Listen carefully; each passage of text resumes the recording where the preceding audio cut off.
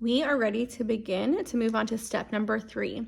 Step number 3 states sew zipper at 1/4 of an inch, which is also edge of your presser foot, using the basting stitch. Before moving to step 4, check and make sure your zipper will open and close without getting caught in the stitch. This is super important because this is one of the very first steps of this project.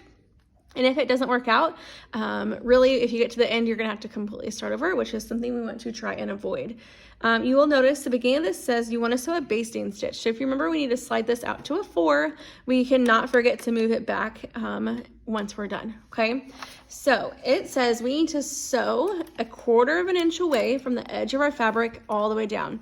So we're gonna sew all the way down at a 1/4 of an inch. You'll notice your zipper is right in the middle. So I also say you wanna sew between the zipper and the edge. If you get extra close, you can kind of see there's a line between the zipper and the edge of your fabric. And if you wanna follow that line, you're more than welcome to. So as we go, like I said, edge of the presser foot away from the edge, right down the center, and a basting stitch is a stitch length of a 4, and there's no back stitch, okay? So I'm gonna go ahead and put my needle down in my fabric, and I'm just gonna sew a straight line. Take my pins out as I get there.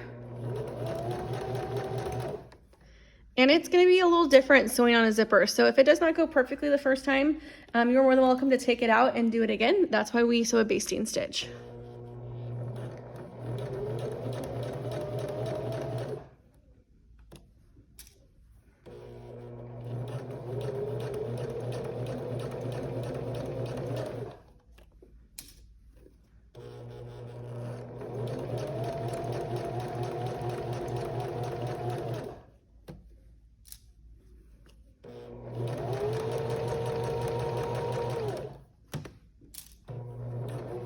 And then when you're done, lift your needle and then lift your presser foot. And then we're gonna slide it out to the side, and I'm just gonna trim these threads off. Okay, so now before we even move on, number 1, I wanna make sure this is as straight of a line as possible, which that's a pretty dang near straight line, pretty awesome. And then we're gonna fold this up.